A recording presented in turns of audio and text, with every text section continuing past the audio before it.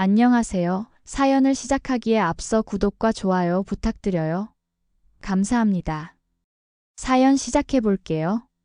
제가 처음 금융계에 발을 들인 건 25살 때였어요. 대학에서 경영학을 전공하고 대형 증권사 입사 시험에 합격했죠. 열정 하나로 밤낮 없이 일했던 기억이 납니다. 신입사원 시절엔 머리카락을 묶을 시간도 없이 보고서를 작성하고 선배들의 지시에 따라 자료를 정리하느라 정신이 없었어요. 그렇게 3년이 지나고 저는 어느새 주목받는 애널리스트가 되어 있었죠. 부장님께서 분기 보고서 준비 상황을 물으실 때마다 저는 언제나 자신 있게 준비가 끝났다고 대답했어요. 제 인생은 일과 성공이라는 두 가지 목표만 바라보며 달려왔어요. 그러다 30살이 되던 해 한 투자 세미나에서 지금의 남편을 만났죠. 김준호 이사님. 그는 제가 발표하는 내내 앞자리에서 진지하게 경청하고 있었어요. 세미나가 끝나고 그가 제게 다가왔을 때 처음으로 제 심장이 일에 관한 것이 아닌 다른 이유로 빠르게 뛰었던 것 같아요. 준호 씨는 제 분석력이 인상적이었다며 저녁 식사를 함께 하자고 제안했어요. 그렇게 우리의 만남이 시작됐어요. 준호 씨는 제가 만난 사람들과는 달랐어요. 대형 금융회사의 이사직을 맡고 있으면서도 겸손했고 대화할 때마다 진심으로 제 이야기에 귀 기울여 주었죠. 게다가 학벌도 좋고 집안도 부유했어요. 하지만 그런 것보다 제 마음을 사로잡은 건 그의 따뜻한 성품이었어요. 6개월 정도 데이트를 하고 준호 씨가 청혼했을 때 망설임 없이 내라고 대답했죠. 결혼식은 소박하게 진행했어요. 저희 둘 다 화려한 것보다는 의미 있는 순간을 더 중요하게 생각했거든요. 결혼 후에는 그의 제안으로 잠시 일을 쉬게 됐어요. 5년 넘게 쉼없이 달려온 제게 휴식이 필요하다고 했죠.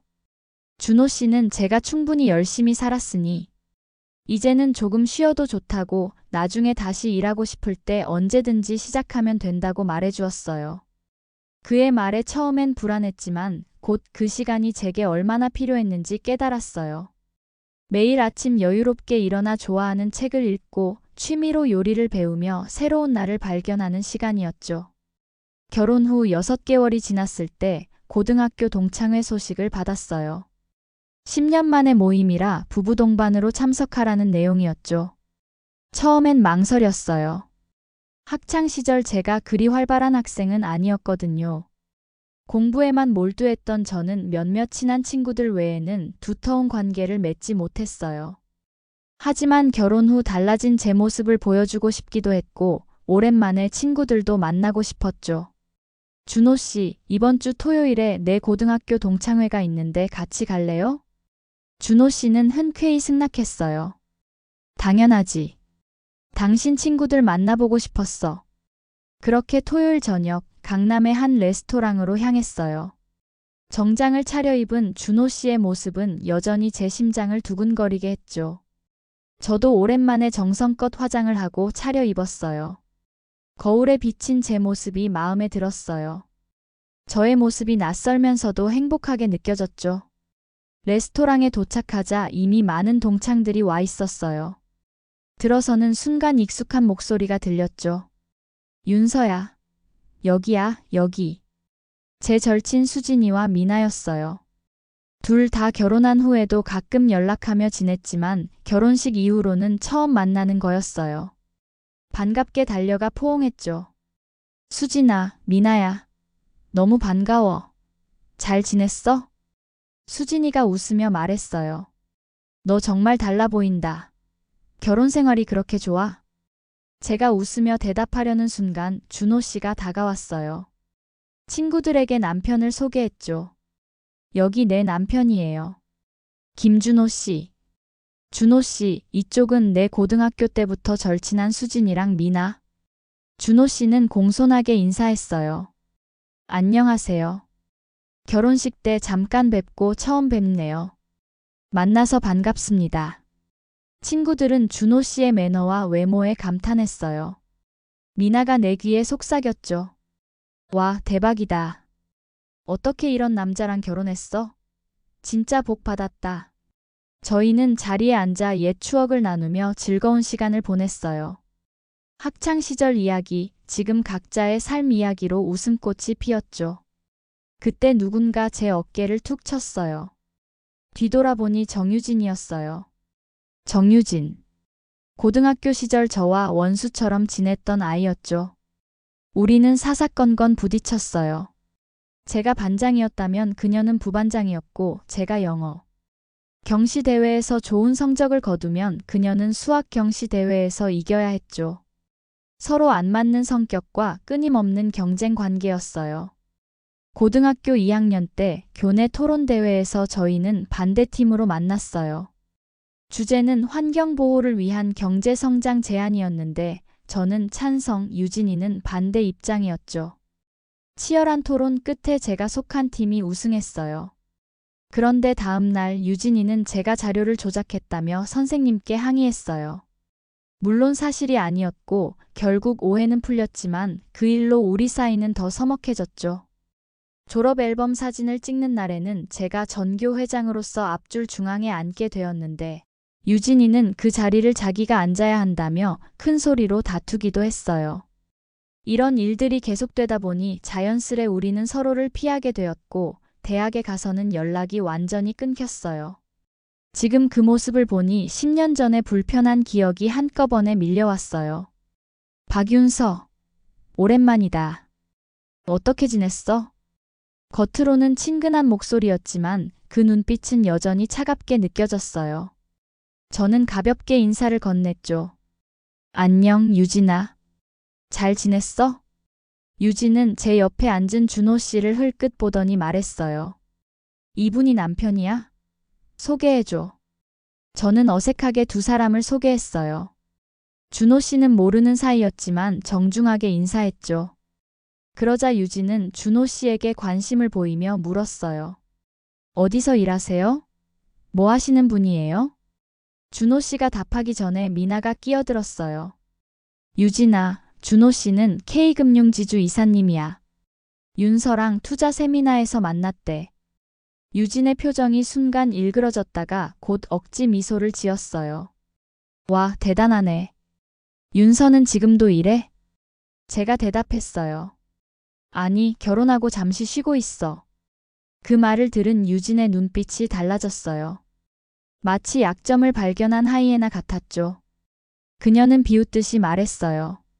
아, 그래? 전업주부구나. 나는 지금 대형 법무법인에서 변호사로 일하고 있어. 바쁘지만 보람차. 저는 침착하게 대답했어요. 그래? 잘 됐네. 그러자 유진이 갑자기 말투를 바꾸며 제게 말했어요. 윤서야, 우리 회사에서 지금 금융 전문가를 뽑고 있어. 혹시 관심 있어? 그럼 90도로 인사해봐. 내가 취직시켜줄게. 그 말에 주변이 갑자기 조용해졌어요.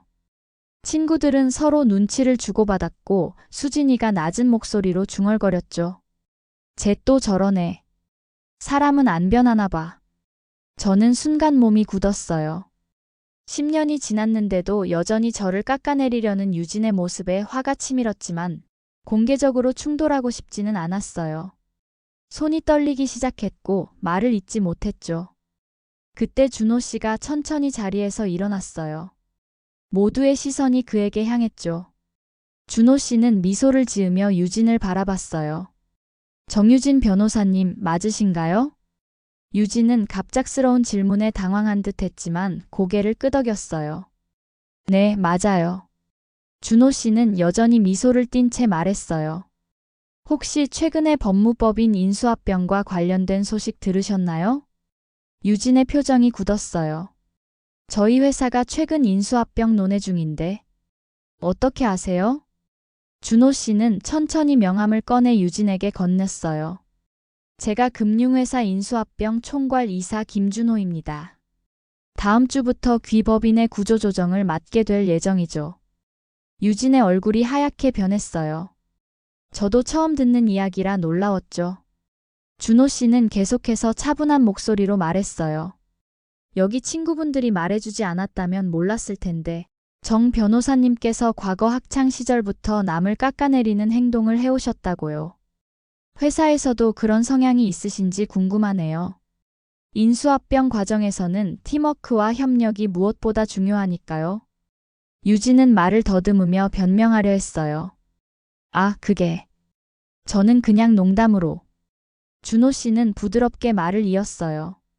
제 아내는 자신의 경력을 잠시 내려놓았을 뿐 원할 때 언제든 복귀할 수 있는 실력자입니다.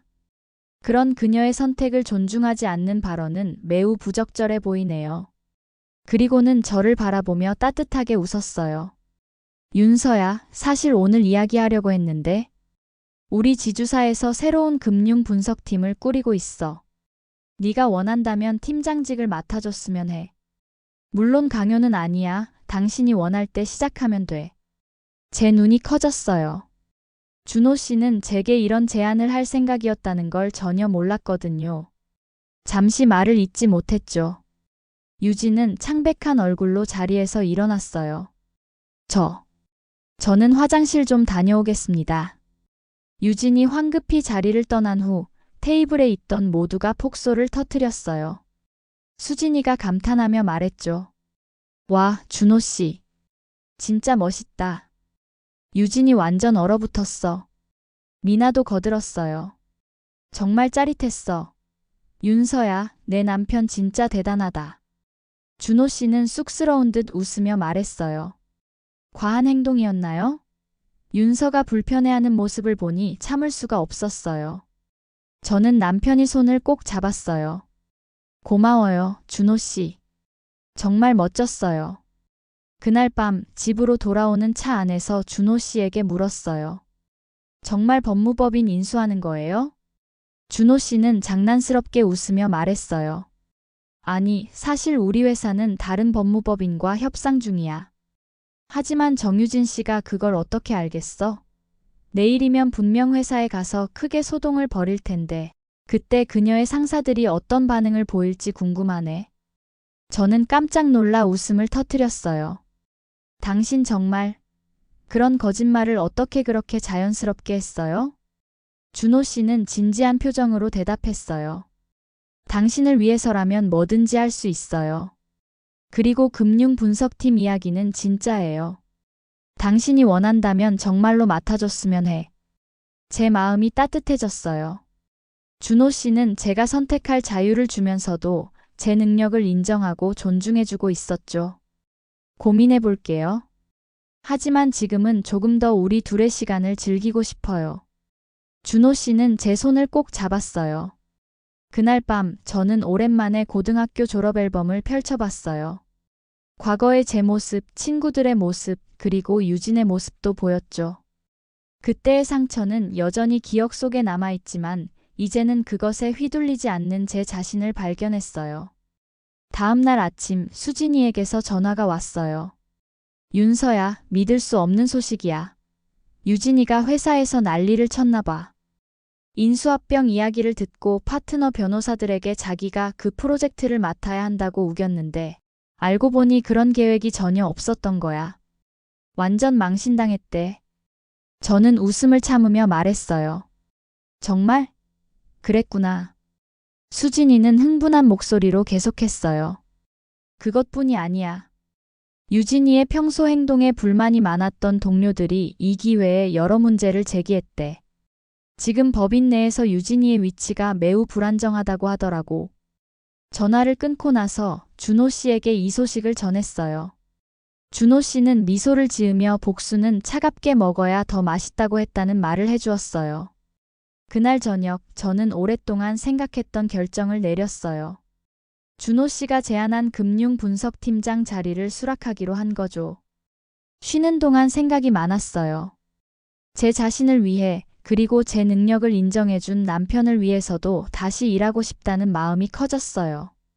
준호 씨에게 팀장직을 맡기로 했다고 말했더니 그의 얼굴에 환한 미소가 번졌어요.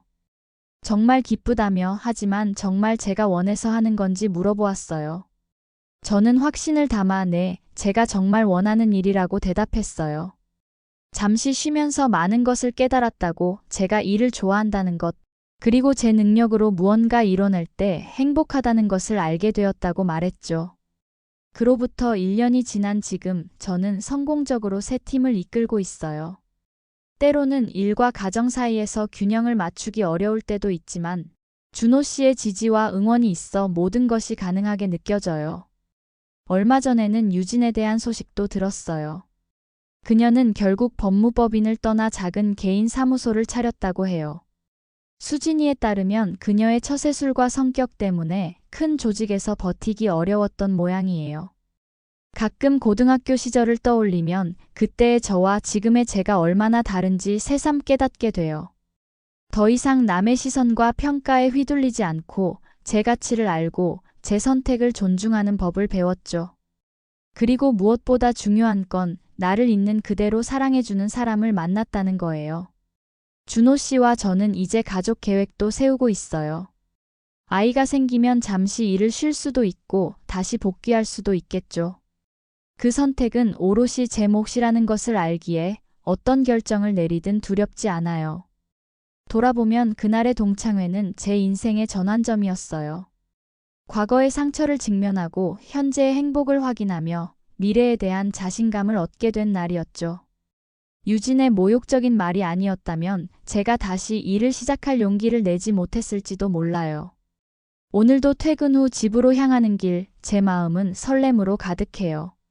집에서 기다리고 있을 남편, 우리의 저녁 식사, 함께 나눌 하루의 이야기들. 이 모든 것이 제 인생을 완성시키는 조각들이죠.